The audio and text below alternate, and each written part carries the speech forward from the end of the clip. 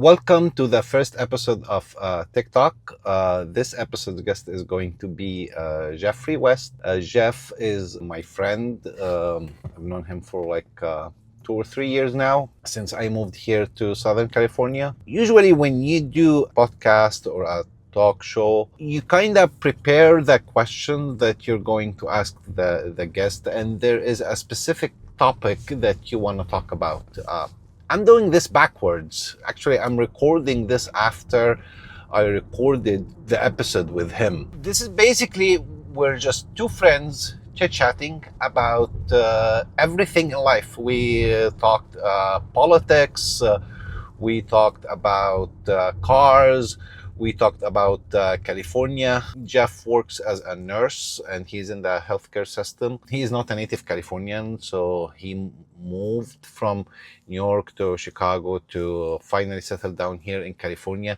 So I want to get his perspective as someone who has moved around in different places, and it was a very interesting conversation. And that's the whole point of this show, or this talk show that we're hosting here, is to host different people from different backgrounds, get their perspective about what's going on in life, from politics to relationships to everything. Let's welcome Jeff and see what we talked about in this conversation.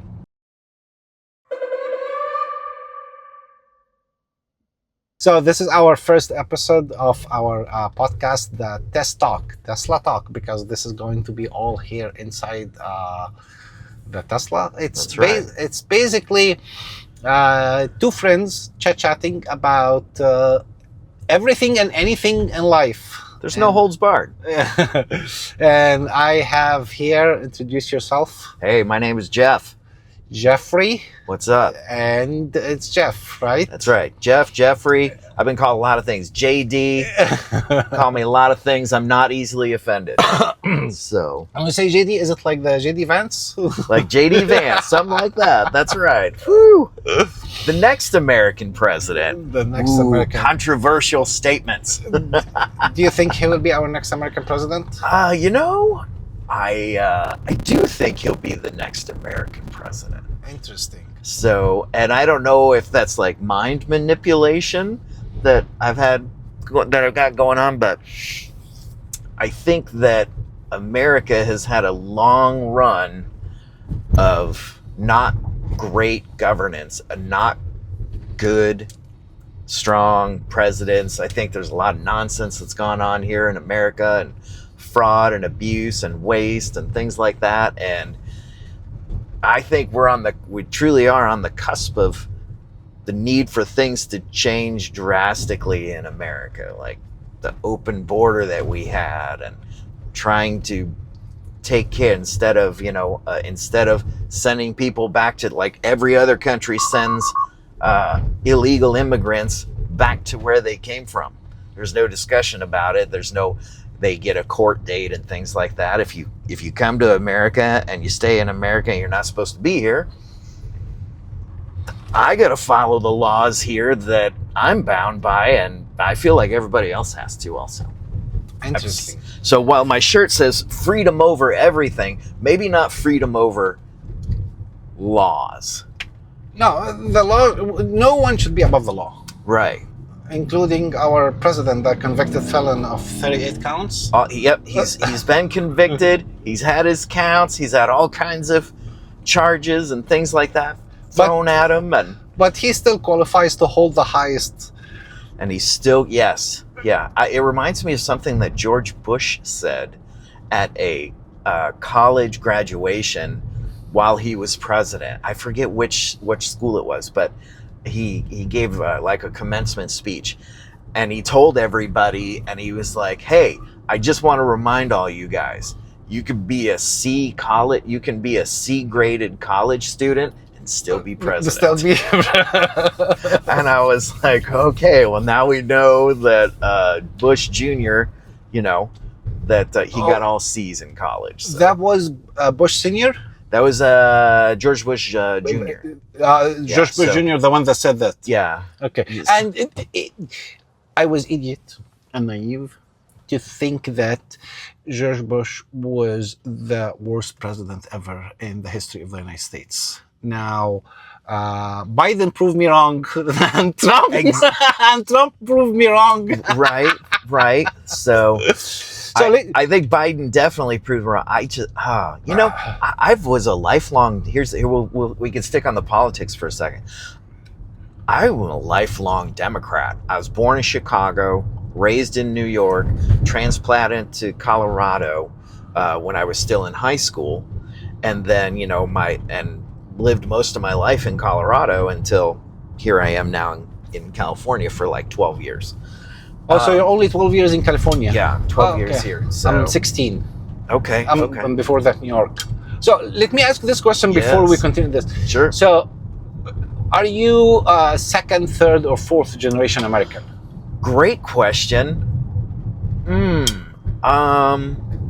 I am not sure, but I know that my father's parents, I believe one was the child. So my grandfather is the child of immigrants, and his wife was a child of immigrants. So that would be fourth. Yeah, Fourth generation American. Yeah. So you said you were born in Chicago? Born in Chicago, yes. And you spent your childhood there? Yep, I lived there until my first year of grade school, okay. And then moved to New York and spent, all of my elementary years into high school until I was a sophomore. And I did my freshman year of high school in New York. In New York City or in New York State? About 35 miles from New York City in Orange County, New York. I know we're in Orange County. We are in Orange County here in California, but it was Orange County, New York. Yes. Interesting. Yes. And I got a lot of love for New York, but man, that's a tough place for kids to grow up. This whole, and the culture was, different in that time in the world and things like that. We try and protect our kids more from bullying and things like that. Yeah. So, man, they took turns in New York when I was a kid. Like the different kids, whoever they were going to pick on, everyone had their day where they were bullied when I grew up in New York. And no one was exempt from it. Even the bullies got bullied at some point or another in New York, it seemed so like. So there were no laws to govern the bullying thing that's happening in the schools right now? Yeah, no. Yeah, it's not like now where, it's a really known probably, my mom's favorite thing to say to me when I had issues or a fight or someone giving me trouble at school was, she would just be like, oh, don't worry about it. Oh, don't worry about it. Well, that only goes so far, but sometimes you got a score to settle and you got to settle it. And so I got to have a few good fights, a few good scraps. So you got to have a few good fights and either win some and then people give you respect, or you lose some and people still respect you for trying. Yeah. So when you say Orange County was like 35 miles far from New York City. Yes. So do you used to go to the city? No, my family really stayed away from the city. Don't really know why, but my dad worked for IBM and he would commute to different locations. He worked at a IBM plant in New York, and then down a couple different ones in New Jersey. But my family stayed away from the city. Stayed away from the city completely. But you have not visited? When I was there when I lived there in the 80s, I went to New York City to the Bronx Zoo on a school field trip. Okay. And then I think the only other time I went to New York City while I lived there was my parents took myself and my siblings to meet friends from Chicago that flew in New York, and they stayed at the Marriott or something like that. And we went to New York City as a family to see their family and visit in 88 or 89. It was just before we moved from New York to Colorado. So that was a good time. That was the Anderson family. Hey, Mark. So Anderson family. yeah. So when you compare the life of Orange County in New York, is it suburbs just like here in Yeah. Orange County, California? Is it Much more, similar? much more rural. Much more rural. Yeah, Okay. much more rural. So we then got through the suburbs, and then, you know, a lot of people would probably say it's like the boonies, you know. Yeah. Little neighborhoods pop up in the The middle hood, yeah. of the woods. So, yeah, it was really kind of nice because lots of woods and open space to run wild and free. I mean, you know, at that time, parents didn't keep track of you. You just got to go out, Yeah.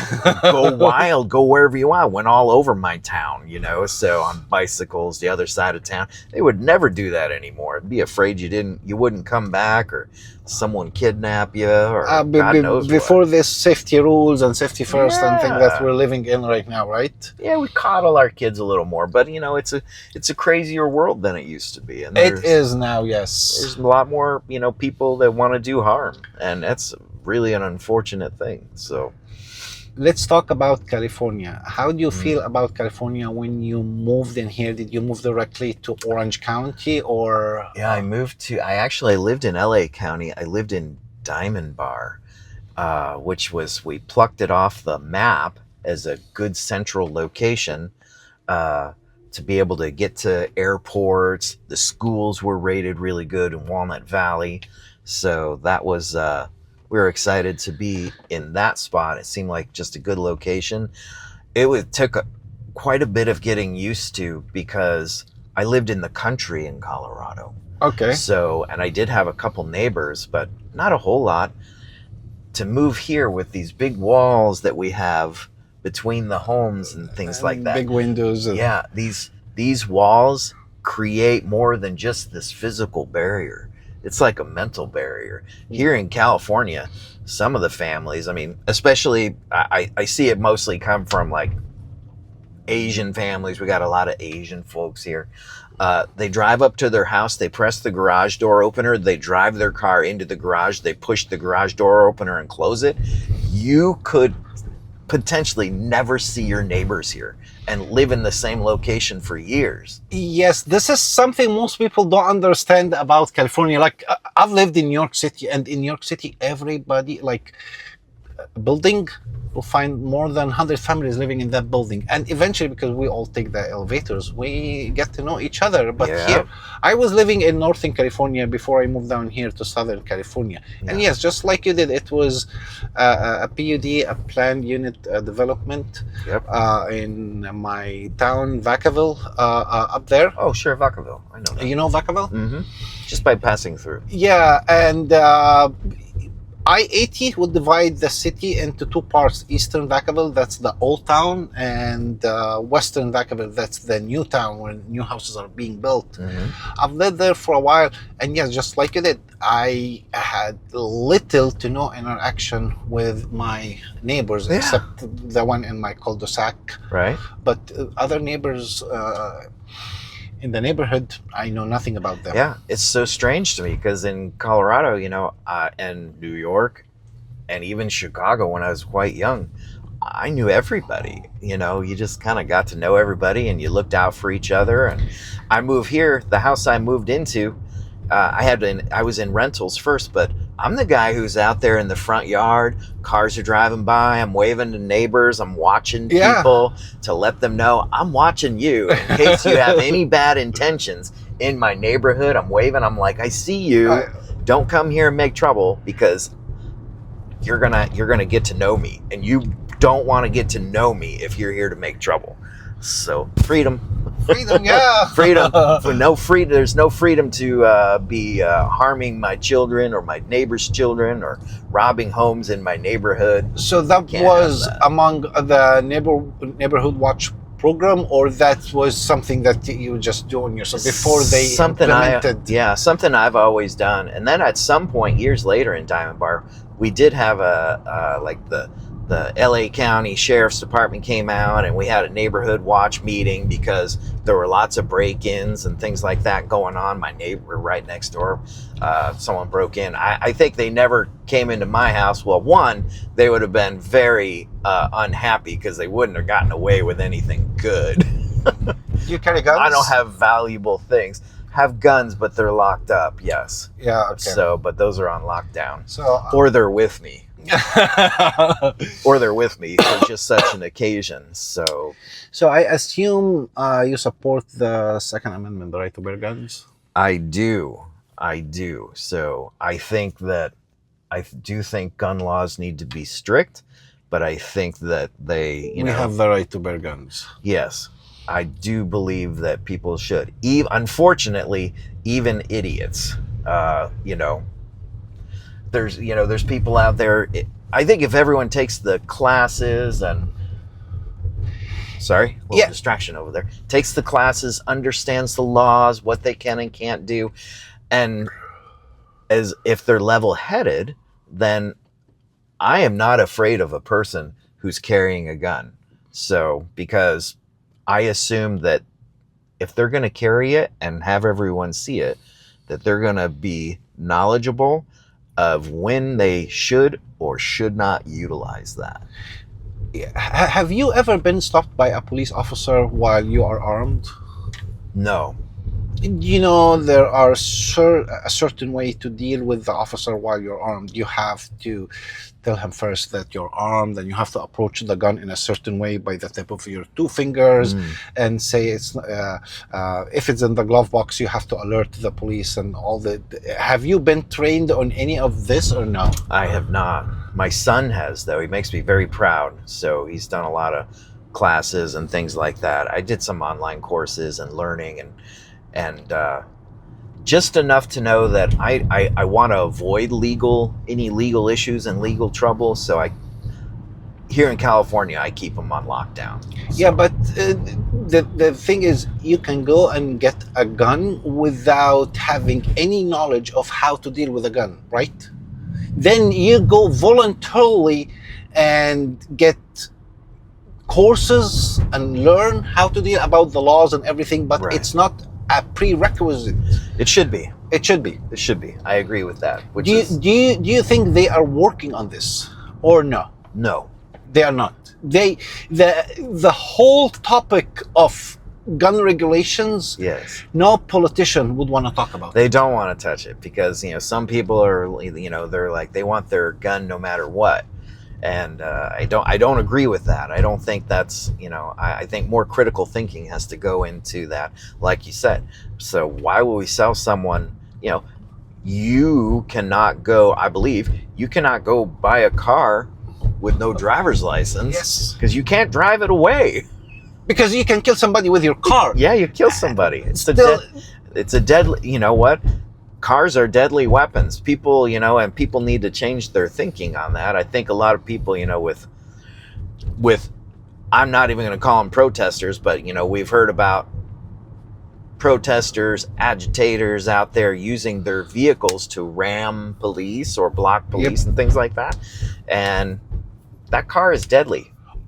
If you get hit by a car or run over by a car, the odds are very high you're not going to live through that. You might live through it, but I wouldn't count on it. 6,000 pounds versus a couple hundred pounds, So I think vehicles are absolutely deadly weapons, and I'm not sure why people have a hard time understanding that if you use a car, what an easy way to take a life, right? Although the main purpose of a car is not to kill people, it's not to be weaponized. That's true. It's supposedly to take you from point A to point B. Yeah. But using it recklessly can result in this, and they still regulate the car.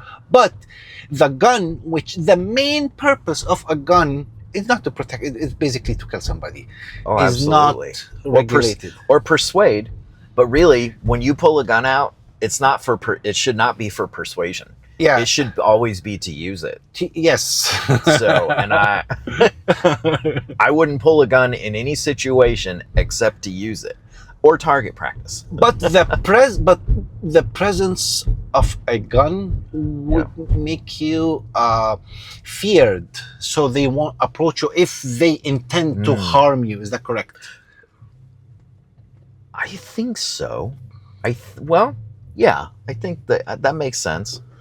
That makes sense, yeah. That someone would see that and be like, I don't want to make trouble here. It's the reason that I'm the guy in the street that's watering my lawn, waving to everybody and pointing to people as they go by, because I want to let them know. I mean, I want them to let them know that I see them, but I'd be like, I'm your threat. If you come to this neighborhood to cause trouble, Yep. I'm going to make it known. I'm going to be your problem. You know, it's very.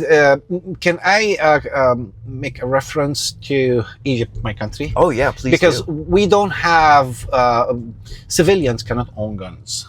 Okay. And when there were riots in 2011, they call it the revolution. Have you ever heard about it? I'm not. I don't want to blind you. The revolution that happened in Egypt in 2011. I'm not familiar with it. Interesting. I don't remember. So we had a president, his name called Mubarak, Mohammed Hosni Mubarak, and he has been president for 30 years. 30? 30. 30. 30, yes. Wow. And yeah, wow, because although in the constitution, the term of the president used to be 4 years and 6 years, but he can renew his term indefinitely. And, no. Yeah, and there was no kind of, I would say elections, but it's not an election. It's, we would say it like a survey.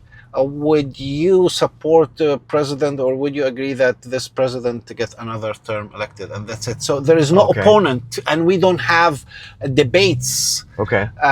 Just like we have here, and then we decide, oh, I like his ideas. I might vote for him based on what I've heard from him in that debate. So anyway, we don't have these kind of civilians owning guns. And in 2013, I believe people would do something similar to the neighborhood watch programs here, but it's like they would have a shift. I'll be sitting here watching, or I'm guarding this area from 12 midnight till 6 a.m. and then someone else would come, because there was chaos. Really? And to get people to break into your home, that was normal at that time. And without the people doing this, and they would do this without guns, they just hold anything to protect themselves was in a case of a fight, or call for backup of their friends or something, but no guns. Yeah. So that's very interesting. No guns. That's. So, do you know any gun laws here in the U.S.? Do you know other countries? What are their gun laws? Can people in other countries own guns? I don't know. Good question. I'm not up to speed on that. So, do you think our neighbor, the northern neighbor, Canada, if you're in Canada, you can just go and easily buy guns? I don't think so. I think. That reminds me, because I think they're a lot like England, I believe, where you can own a shotgun or a hunting rifle, and I think that's it. So, and I think that nobody can have handguns. I think they limit them too. But you've never thought about this and think to yourself, so we have gun laws, gun rights here. How about the other parts of the world? Do they have similar? Right. You never. Yeah, I don't think they do. And no, it's not. You don't think they do. You never thought that they have similar law, that civilians are allowed to purchase guns. Oh, right. Yeah, no. You never thought about this. Oh, that's very interesting. Yeah. Okay.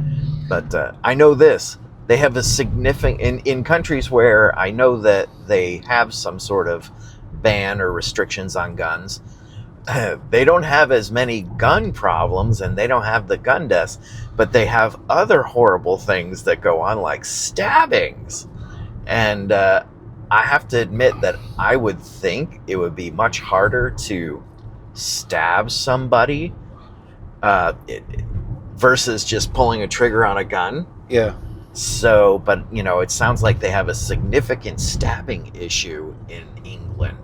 And I'm like, well, they outlawed the guns, and now how are they going to outlaw the knives? And if Yeah. they outlaw the knives, then I mean it's going to be hard to cut your food. Okay, let's go back to Yeah. the California subject. If you compare life here in California, I would assume, have you ever been to Northern California, since you know Vacaville? Have you I've done a little, just like a little vacationing. Okay. So I spent some time in San Francisco. Okay. So I saw San Francisco for the first time in 2004. Oh wow. And I thought it was a crazy place, but a great place. And that was before it really started getting disgusting. Yeah. So it was when there were still people in charge that didn't allow open drug use on the streets, and they actually were doing things with the homeless. No open drug use in San Francisco. San Francisco, oh yeah, heroin use and in the Tenderloin area, in certain places, but it's this is unlawful. They do because they do it, that does not make it legal. Right. It doesn't mean it's legal. But they weren't enforcing and stopping people from doing that. And, it was really a shame. By the time I was taking all my kids to San Francisco, which would have been around 10 years later in 2014, people doing drugs during the day were just flat on the ground, passed out, practically unconscious, laying on their bellies, flat on their face on these filthy sidewalks, where people are walking by, and there's several of them. Nobody's doing anything about it. It's just normal for these people to be drugged out of their mind, half dead, laying on the sidewalk. And this is what my children had to see when we were sightseeing in San Francisco. And it was a good opportunity for them to learn, like, this is what happens if you have a drug problem that's out of control. These are people that are not in control of their lives, and they need help. So and who determines what kind of help those people should be getting is a problem, because some people think we should just live and let them do whatever they want. Freedom over everything. Why would we stop them from doing what they want to do? But and for me, it's a moral issue. I'm like, I can't. Maybe it's because also I'm in healthcare. I can't let see a person doing horrible harm to themselves without some sort of trying to intervene or get them help or send them in the right direction. And, because they should have the right to do this themselves, but they're not just doing these things themselves. Other people are seeing it. Other people do the drugs. They encourage each other to continue, and then lawlessness comes from it because they can't hold a job down or anything like that. So how do they eat? How do they get money? How do they get things that they need? They have to steal. I mean, I say they have to steal, and you could say, no, they don't have to steal. But how else would they obtain these things? And then the government steps in and tries to give them money and food and things like that. But it's a real problem. I've had people I know very well with a significant drug habit that can't afford the drugs that they want to do, and then they start doing crime in order to fund their drug problems, and that's very serious. Yeah, but isn't that similar to what's happening here in LA? Or you haven't been similar, I think. Yeah. Although I haven't, I really stay out of. Yeah, I know. LA we are proper. in Orange County, far away from LA, Yeah. and I would say going Our to happy LA. little Orange County land. Yes. Here. you know something. Most people they confuse California with LA. They don't know. I mean, outside the U.S., they don't know. California is the state, and Los Angeles is the city, and there is Los Angeles County, which has L.A. City and other cities. Right. And when you say Orange County, what's that? It's like a different planet here in Yeah. California. Yeah, the crazy part about California. So I've lived in San Francisco Bay Area. Uh-huh. I moved down here. I've lived in Eureka near Oregon Okay. Uh-huh. for a couple months, and I've visited San Diego a lot. They are all different, but they are all California. They're all California, and yes, I agree, very different. You can have many different experiences here. Like the coldest summer I ever spent on a vacation somewhere was in San Francisco. Yep. It was July, and it was probably 59 or 60 degrees, which I guess that happens up there, but it was the coldest 60 degrees I've ever felt in my life, with a little breeze off of the bay and the ocean. Ice cold, so cold. Which sounds ridiculous to say 60 degrees. I'm sure people who live places where it's actually cold routinely would go, I'm sorry, did you just say 60 degrees was freezing? Yeah. Man, it was. It just cut right through you, the cold. Because people assume to be freezing, it has to be near the 32 degrees Fahrenheit, which is 0 degrees Celsius. Yeah, if you want to be scientific about it, yes, but there is with the little wind chill factor and the heavy humidity in the air, woof, man, it's cold up there. Let's talk about the healthcare. Healthcare. I don't even know where to start and stop, except that's been broken forever. Not sure why everyone wants to blame Trump for it. It's been, every leader, every presidency, it has been an issue for forever. So, and so a single payer insured, do you think this is possible here in the U.S.? I know Trump. I think there might be I worry there might be too much corruption and there's too much greed, for them for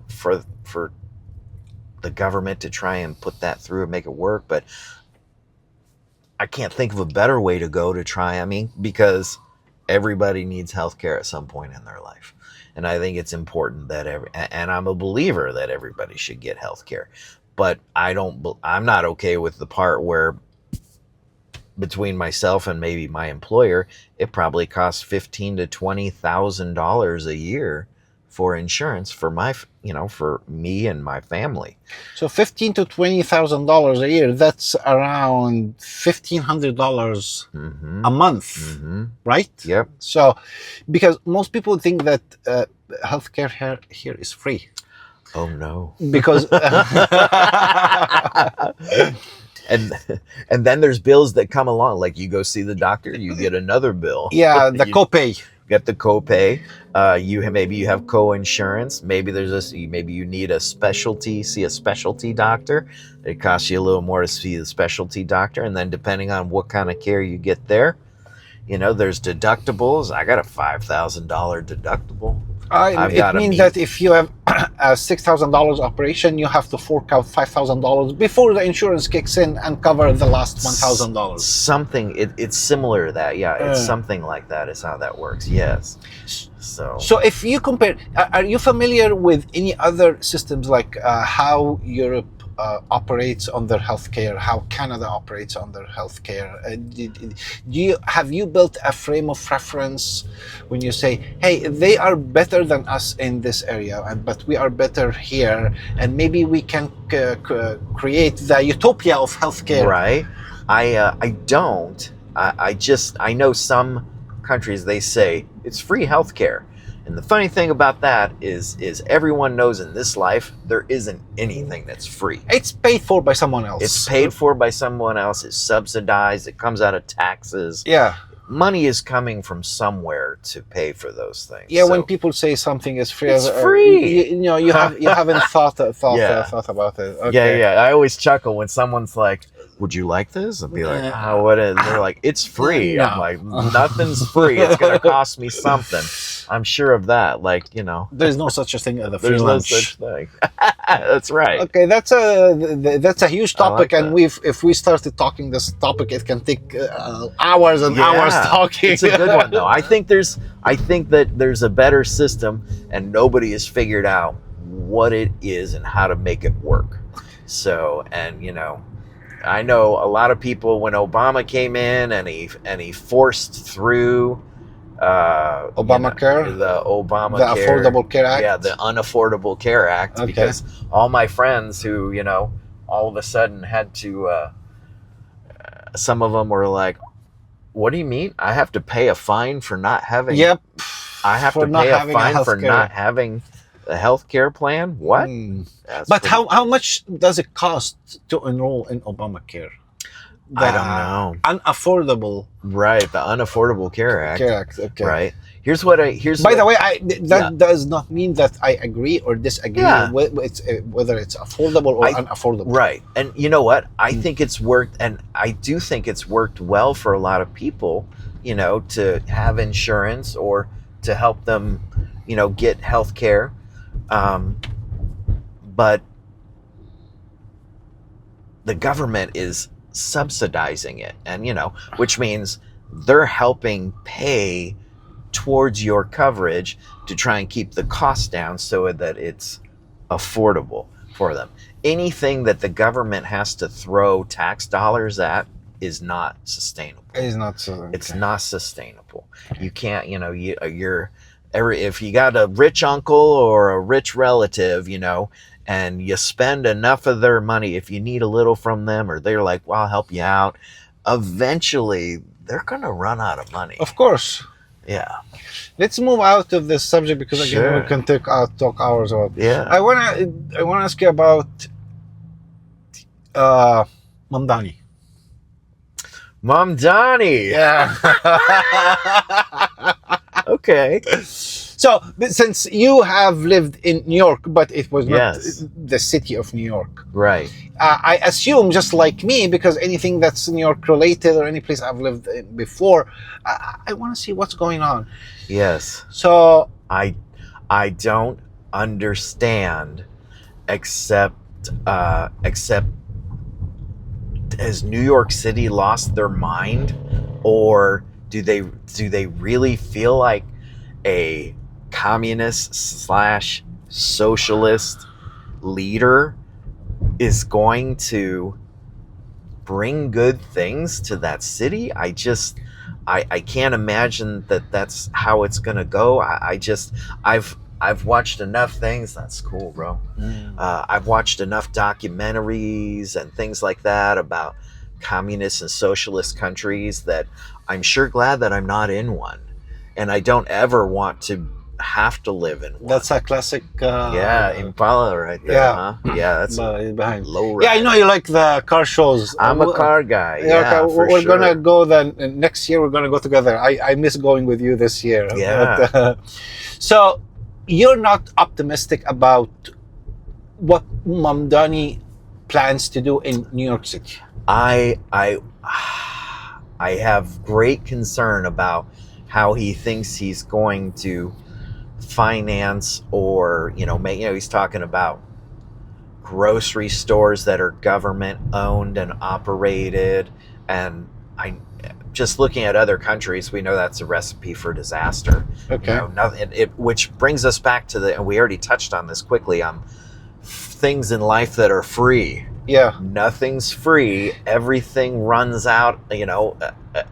Things run out. So money runs out for projects and programs. So socialism doesn't work. It doesn't work But because of the failures and do I think, and I just don't feel like America is special in some way that we'll be able to make it work here. Because other countries have been like, we think this is the way to go to be fair and whatnot and equal with all the people. But, and it does come down, like myself, I work very hard at my job, and I work a lot of hours, and I do it to the best of my ability. So, and I think I have a good work ethic. So, but that doesn't mean that everybody has a good work ethic. Of course. They're going to work hard and do their part to contribute, to society, because ultimately, I think they talk about like universal income. Have you heard of that? I've heard Musk talking about it, that you won't need to work in the future because basically robots are going to take all the jobs, and there is going to be a minimum amount for income, so you can get spend and get food, blah blah blah, and all this. That's extreme. That is extreme. And I don't think this will be in our lifetime. I don't If think so. ever happened. Yeah. And I don't know that I want to. I mean, I wonder what that life would be like. I'd rather have, if I was given a choice right now, would I like to spend the rest of my life doing whatever it is I desire and have a universal income, or do I want to keep working for the man and busting my butt? And I was like, the devil you know is usually better than the devil you don't know. Of course. So for me, I'm like, my job, it's busy, it gives me purpose. Yeah, it's I feel purpose. accomplished after when I help people and things like that, And you can't pay everyone the same, because right, we're not doing the same job. We're not doing exactly, right, the same physical effort or mental load or right. Like I don't buy into sorry, ladies, I don't buy into the pay detriment. Men make more money than women. No, we're not gonna do it. we don't want to get into It that could be because fun. Okay, well, here's what I know. so many studies has debunked this. I work in healthcare, Yeah, and which is majority women. women, and you're getting paid the same as other women. Like, Or they make more money than me. yeah, because that's their. Some of them have done it longer, so they have more experience. They have a different specialty that they do. So, but you know what? They love to have me around because they're like, hey, can you help us move this patient, lift him, just from the physical strength standpoint? And be like, yeah, sure, you betcha. Okay, so we don't want to go. Okay, we don't want to branch into let's this. Let's not go there, right? And they also like it because I'm a protector. I've Of always course, been a protector. I care for people and I protect. We get some patients that are big, strong men with a brain malfunction, and they'll go crazy, and they might hit these ladies on the job because they're delusional, and so. But yeah, we should probably skip that. Okay. So, you've been here in California 12 years? Yeah. I moved here. I don't know what it is. It was either 2011 or 2012. Police action on the right at the water park. They're just trying to have a good time at the water park. They got the trunk open. Smuggling something. They're smuggling floaties into the water park. So would you want to move anywhere else other than California? I could. I could. I mean, I really enjoy the finer things here. The good things here. Everywhere you go, there's good and there's bad. There's drawbacks. There's positives and negatives. And at this point, California has showed me enough positives that I really enjoy living here. I make myself enjoy living here. I get out of the house a lot and go places, or go for walks, and or go to the beach, and and I like doing those things. So I enjoy it a lot. But I think I could enjoy living somewhere else. I mean, I've lived in the cold, enjoyed it, lived where it's warm. I gotta admit, it's definitely easier to live here than a place that gets cold half the year. When I talk with friends, they are near the retiring age, they would say they would love to retire here in California, but they don't have the income, or because their social security income won't cover the cost of living here in California, and they will be forced to relocate to another state where the cost of living, they can take the social security money from here and live in some other state. And some of them actually were thinking of moving to Mexico, because the dollar goes a long mile there, much farther. Just like my country, the dollar goes there very, very, very far. Right. So do you think that you are in a position that one day you can say, I won't be able to retire and stay here in California in my retirement years? Or do you think that in your field you have enough to say, no, I'm going to stay here, or I want to stay here in California forever? I don't think I'll be able to stay. I think at some point it will just be once I retire, I think it'll just become too unaffordable. I think with time, because, I hope to only live to like 100 or 105. And I'd like to retire 65, I think. I'll probably work there's till time age, 65, maybe 67. It's for someone who does what I do as a nurse. I know nurses, they work well into their 70s and even, and knocking on 80. So I'd like to think I'm going to live a long time, and I just can't imagine ever saving enough money or feeling secure financially to be able to stay in a state like California where things are very expensive. So you think that one day you will have to move out of California if you're not making the same amount of money that you're making now to afford living at the same level when you retire? I think so, yeah. Interesting. Yeah. So this is something, it seems that this is common here in California, right? Yeah, where people stay and then they leave. And I think a lot of folks do it. And when I think, where could I go? I don't know, but I like Texas. I like Florida. Colorado has actually gotten, from a cost of living standpoint, and they are way cheaper than here. California. No, it's nearly as bad as California now in Colorado. Colorado? Okay. Yeah, so unfortunately, Colorado has become very Californiaized. A lot of money moved from California to Colorado. I thought a lot of money moved from California to Texas when the corporate exodus happened. Right. Colorado got a ton of people from California in the 80s, 90s, and then I think it slowed down in the 2000s some. So, but when people living here would buy a home for $200,000 and then 10 years later their home was, surprise, it was worth $1 million, $1.5 million, and they practically own it, and they could move to Colorado and pay cash for a home. That's a bust. $1 million is still a big number, but it's not as big as it used to be. Well, right, yeah. But around 1990, 30 so years ago, it was kind of a big deal, and people would be like, I could move to Colorado and spend $200,000 or $300,000 on a home, have nearly $1 million left over, and just put that into investments or savings, and live pretty comfortably. Get a job, probably make less money, but here live good. $800,000 will buy you a shit in a hole. Oh yeah. And it's easy to find like $3 million, $4 million, $5 million home, and they are not like big mansions. 3 bedrooms, 2 bedrooms, 3 bedrooms. Not amazing. Yeah, it's unbelievable. I was down in Marina Del Rey. Yeah. Last night. Newport Beach. Yeah. Okay. I was down.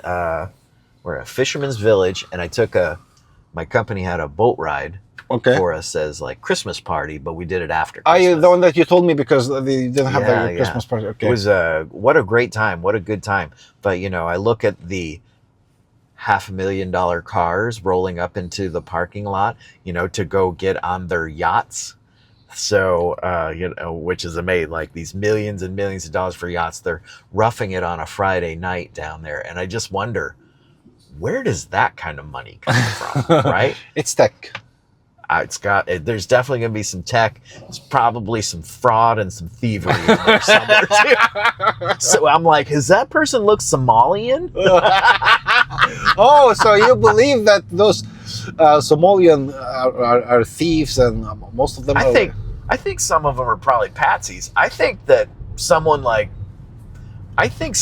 who's a good, seasoned, career type criminal has helped them to do these pirating type things. I mean, come on. Surely they didn't move here and just figure out how to do Medicare and Medi-Cal fraud.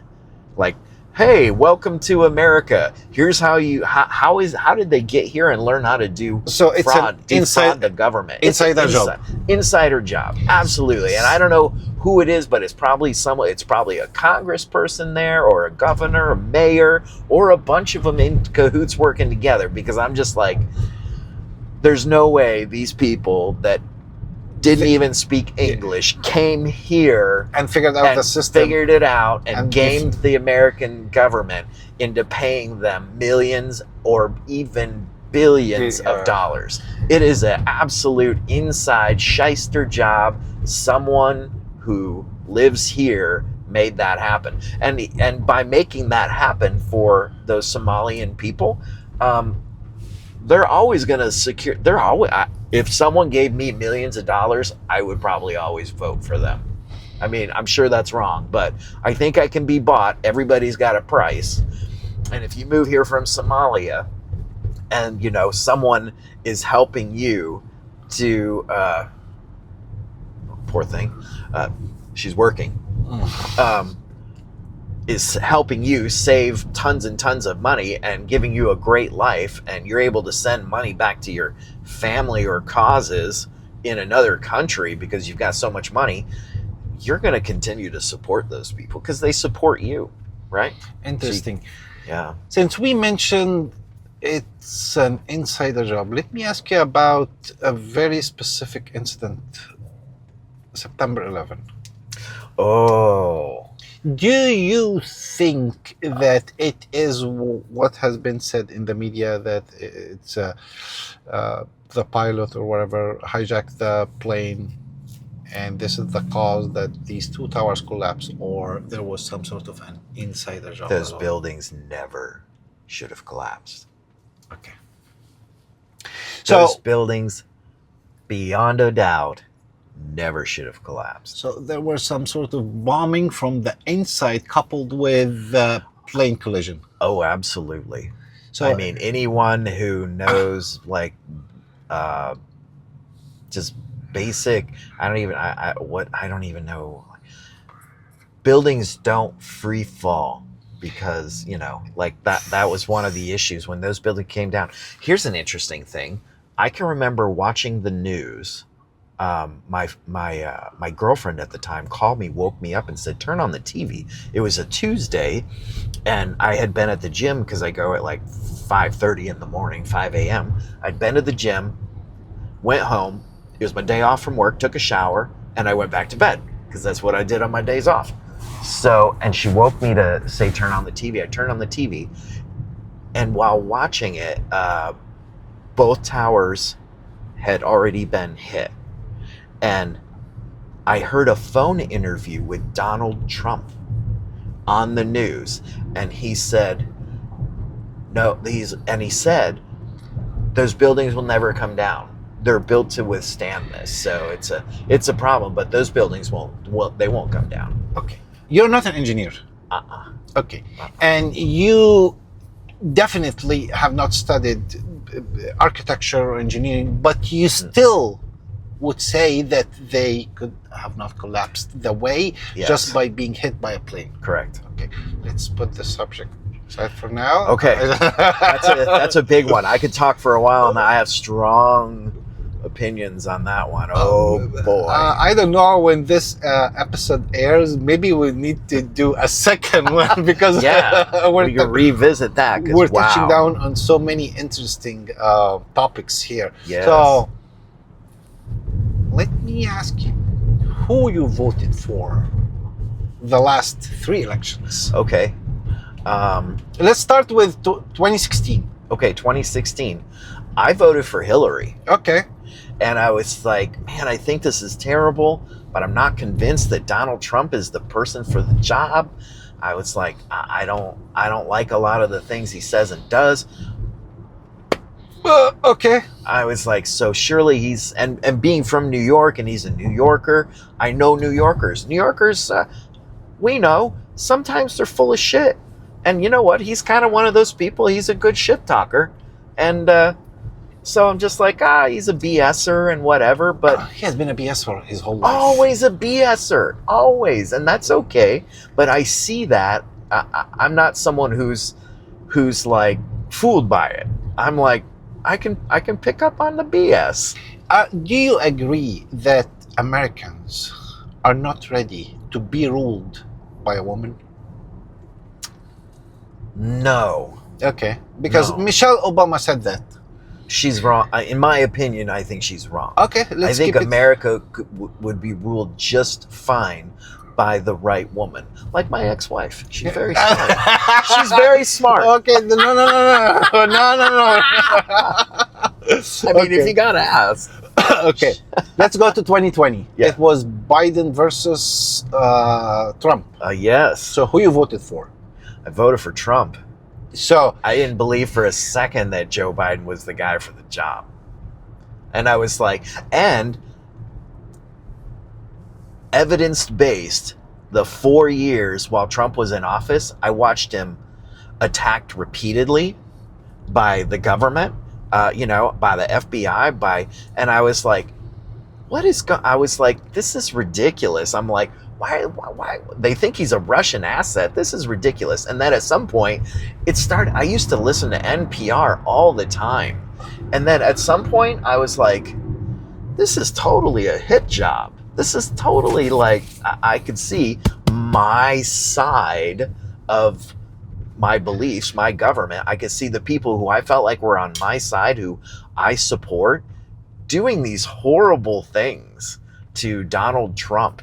And, interesting. Yeah, and I was like, this is an absolute hit job. I couldn't believe what was going on, and bringing lawfare against him, and it disgusted me. I couldn't believe it. And then hearing the bias on the radio, on the news. I used to listen to podcasts back then all the time, so I felt like I got a lot of different. I got a lot of information from a lot of different sources, and then I was just absolutely convinced that he is the right person. That he's the right person for the job. I was convinced after 4 years and all the attacks on him. I'll tell you something. Yeah. Whoever voted for Donald Trump, I consider him my enemy. That doesn't mean that I'm not going to keep our friendship. Good. I hope you keep it. I'm open. But I'm a type of person, I'm completely open to other people's ideas. Fair enough. He played the victim, and he will get people's empathy. So this is how he got people to vote for him on the second time. That's very interesting. That's a new perspective for me. Yeah. Interesting. Mine is all about what I feel like my party, the party that I recognize myself in, had been doing. So you've been Trump. Democratic, and then Always, you changed to Republican in order to vote for Trump? I don't think I even changed my information. Okay. Yeah, I did this last, we had a special California session, to redo the lines or whatever. And when the assembly, where he wants to take Prop the power. 50. Yeah. So taking the power from the people who can decide and taking it away from them. But that was temporarily till 2031. Did you vote yes or no? I said no. Why? I said yes. I said no. Because the power should be in the people's hands, not the government. I know. They're taking the power. Anytime the government wants to take power back, I'm against that. So you just said no because the government is temporarily taking that power to reassemble the districts and get more seats. I don't want them to do that because I already don't like how they run California. They run in my opinion. California, I don't like the way they run California. California has gone very mismanaged. Everyone who lives in California should be living the good life.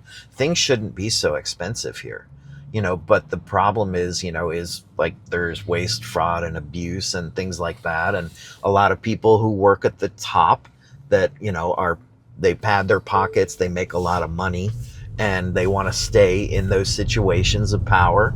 And while our streets fall apart, our homeless people aren't taken care of, people who are on drugs that need help with it, this should be a wealthy state. And then this high-speed train that's supposed to go from San Francisco to LA, that first they said it's going to cost $16 billion to make it. Well, they've already spent, I think it was $12 billion. They have no receipts. Yeah. And there's no train. There's no train tracks. There's Okay. we get the green arrow. Yeah. Back to 2020, you voted for Trump versus Yes. Biden, Yes. but he lost. He lost. Now, Trump versus. It was very surprising to me. Were you surprised? That he lost? Yeah, to Biden.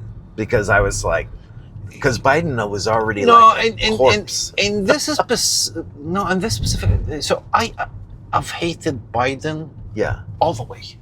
Yeah. I didn't even know who Biden was. No, Became because VP. I used to see him in lots of these shorts on YouTube, and the way he talks, no, like he said, $4 billion. That's the best investment we pay annually to the Middle East to keep the conflict. Oh, I hate that. Yeah. He basically. He's funding the conflict. Yeah. When I see that, I'm like, what? You know, like what was it? He signed something to release. I forget how much money. It was a lot, though. I think it was a couple $1 billion to Iran. And I'm like, why would he release these funds that are held to Iran? You know, Arman, our friend, he is from Iran. Okay. And I'm going to host him soon because the whole thing about I should know be very nothing about interesting. Iran and what's going on there, Right. and he's been telling me so many stories that I still need to get more in order to get a basic understanding of the conflict going there. Just like when I Yeah. told you about Egypt, you know nothing about what's going on in Egypt, the revolution, all Right. that.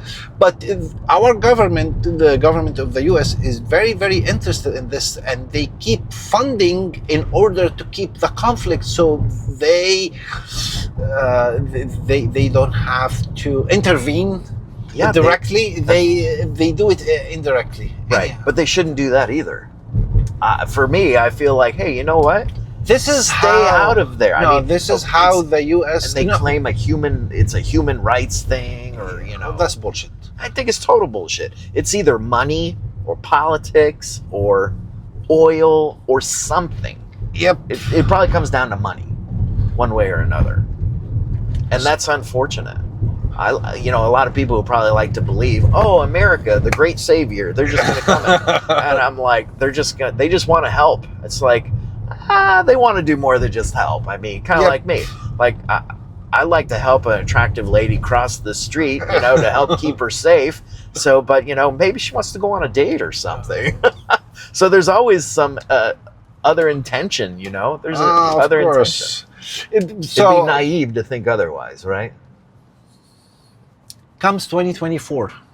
Yes. You unhesitantly voted for Trump. Oh my gosh, yes, because of the state of America from 2020 to 2024, and I could see how Democrat leadership wanted to take rights of the people away. They're talking about like the vaccine passports and things like that, making that a thing where I'm like, I'm sorry, this is America where you get to red light, Okay. where you get to choose. You get to choose in America if you want to have a vaccine, to get a shot. For me to keep my job, I had to I had to get vaccinated 3 times. And I work in healthcare, and I knew the science wasn't there. I was like, this is unproven. This is wrong. Nobody should be getting this jab. Well, that's not true. The only people that I thought should have a COVID vaccination, people with multiple comorbidities, they already have some illnesses and things like that going on, and the elderly.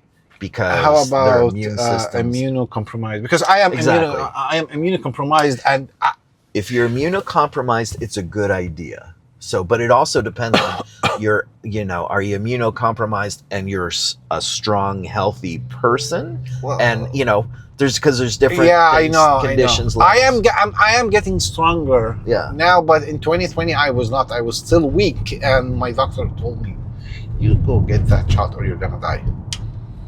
He straight up told me this. Yep, my mom and dad. I told my mom and dad are elderly, and they're in pretty good health, but they asked me, they're like, do you think we should get this COVID vaccination? And I said, yes.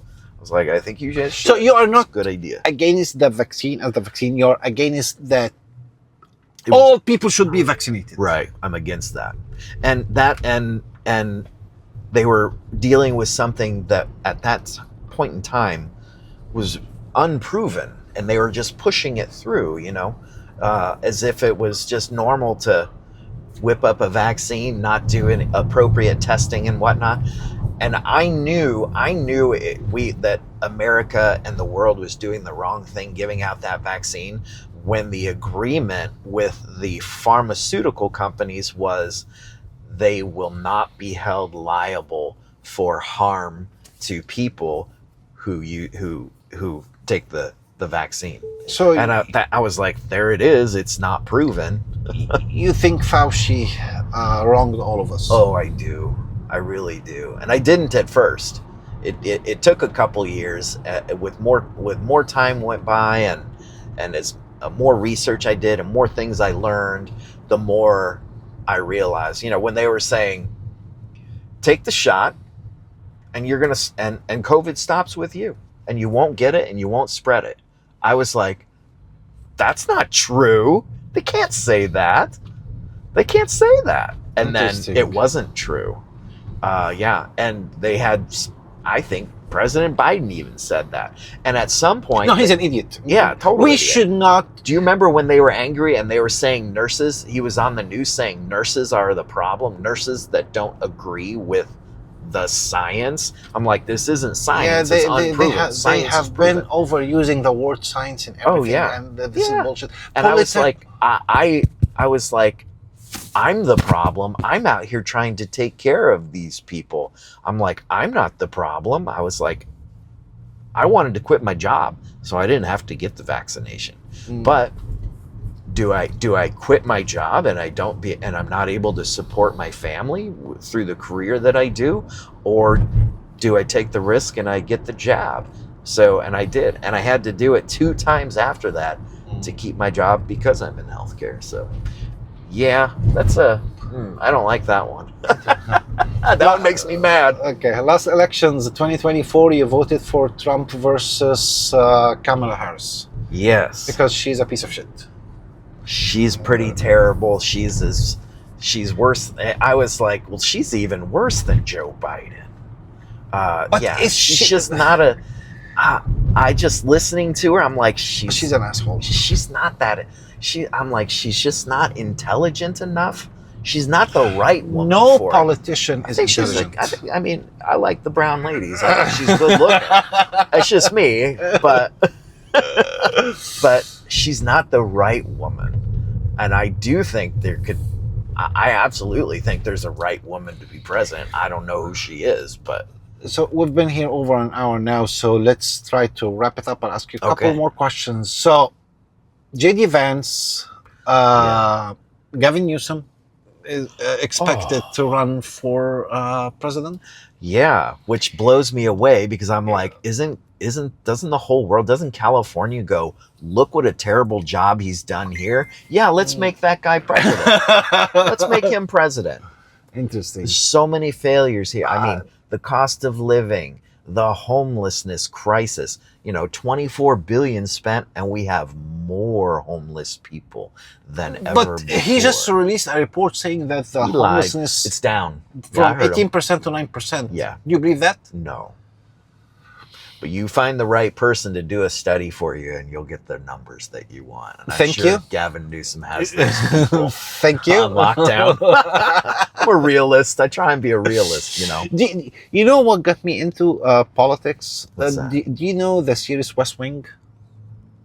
I'm familiar with it, but I've never seen an episode. I have seen all 7 seasons 2 or even 3 times. Okay. Because telling me I need to watch West Wing. I need to. Yeah, it's. Is it on Netflix? Do you know? I don't know. When I watched it, that was in the early 2000s when we used to have the BitTorrent and we download all these kind of episodes. Yeah. And I binge on them. That was even before there was a Netflix. That was during Blockbuster time. Oh, I love Blockbuster. Sure, that's my Blockbuster video. This is how I watched West Wing, Yeah. 24, Lost, all these because the way I watch movies or the way I watch TV in general, if it's a TV series. Yeah. I'm obvious. You know what? The only series I think I've ever watched from end to end is Breaking Bad. Shit, I watched And that Better Call Saul. 3 times. Okay. Yeah. And Better Call Saul. Yeah. Better Call Saul, yeah. I've No, Breaking Bad. Breaking Bad. If I ask someone, have you watched Breaking Bad, and they say no, we can't be friends. What's your purpose in life? I love it. Put it there.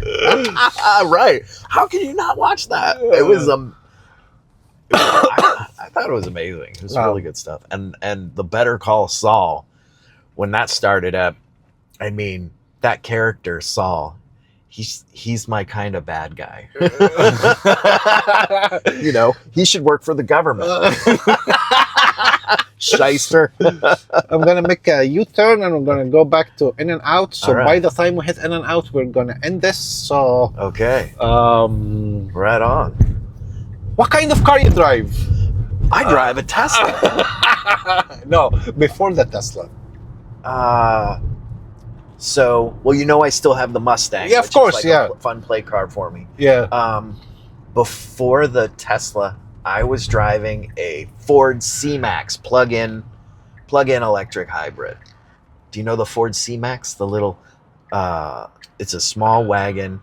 It gets about 20 miles on pure electricity because of the battery, and then it's hybrid after that. Just 20 miles on electricity? Yeah, very tiny Wow. battery. It's very small. So you have a 2018 Tesla, just like my other white car. It's a 2018. And clearly you're one of the early adopters of Tesla. So tell me, Yes. what made you like me Yeah. when he was announcing the Tesla Model 3 in 2016, March 31st in 2016 at 7:30 p.m.? Yes. I was putting my deposit at 7:36 p.m. Wow. And I've waited from 2016 all the way. I got delivery September of 2018. Okay. So that's 2.5 years. Right. That's 30 months. Okay. I was sold on Teslas in 2012 when the Yeah, me too. With the S or the Falcon Wings? the Model S. I had But I was like, but from the money standpoint, I've always bought cars for $5,000, $10,000. You know, for me to spend a whole lot more than that on a car was crazy to me. So they were out.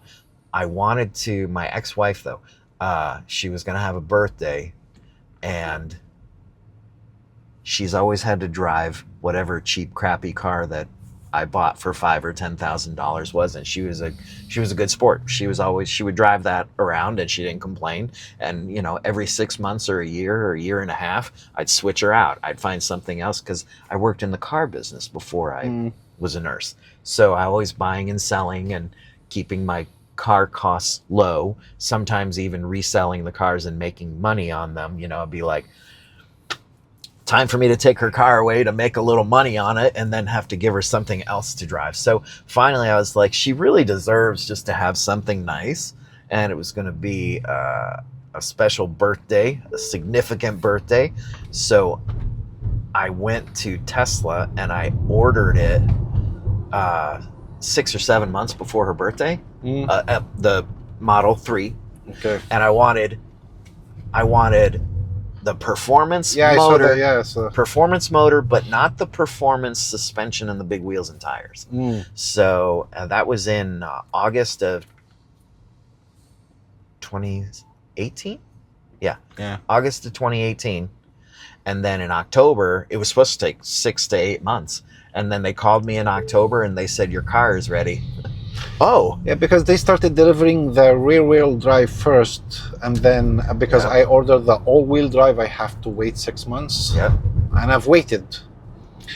And then they did the performance after this one. But you're happy with it? Oh, yeah. And so I bought hers for her. It was a surprise, like a birthday present, but it came super early.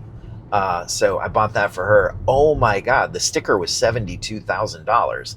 But I thought it was about time Yeah, that I that's bought a nice. It was about time that I bought her a really nice car that she can enjoy for a long time. mine was 76, but Okay. we got the $10,000 tax credit and all that. Yep. $76,000 in I know, 20. it's That crazy, was a right? lot of money. Yeah. That was way above the price of a Mercedes, BMW, or any high-end car at that time. Right. Right?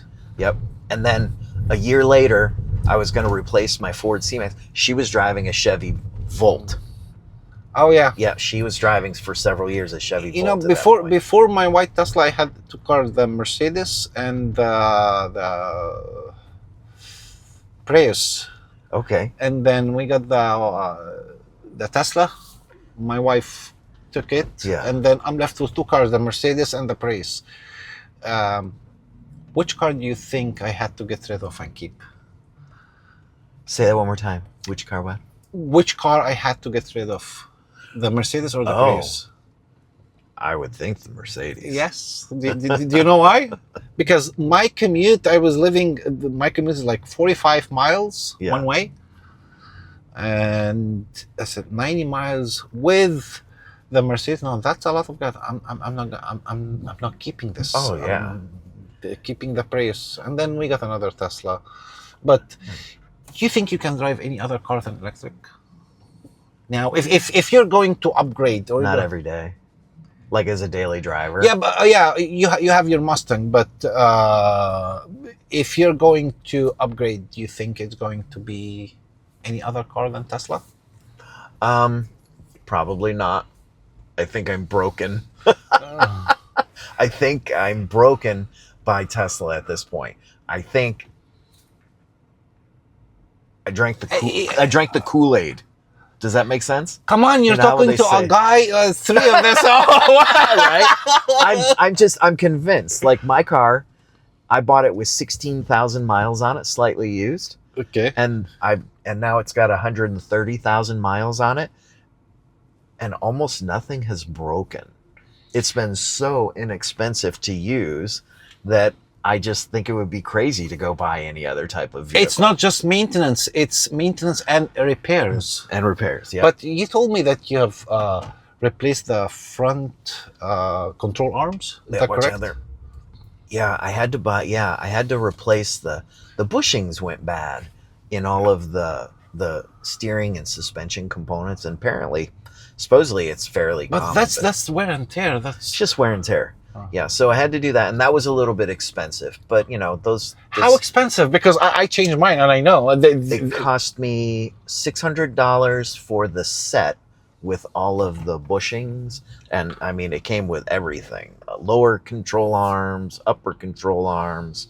That's not expensive. It was like $600 for the whole thing. But then I did have to pay someone $1,000 to install it all. Yeah.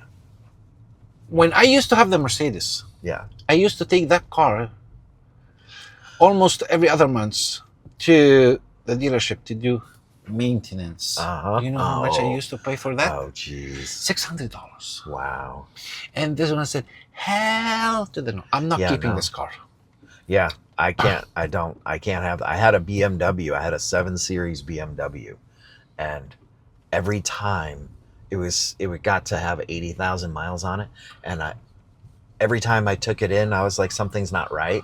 It was $1,500, $2,000, $2,000, $1,500. So if you spend $600 on parts and $1,000 on labor, total of $1,600 on the lifetime of your Tesla, and you call this expensive, really? It's so cheap, right? It has been so affordable. Yeah, what we think expensive because we're not used to paying this kind of money. Yes. So for relatively, this is okay.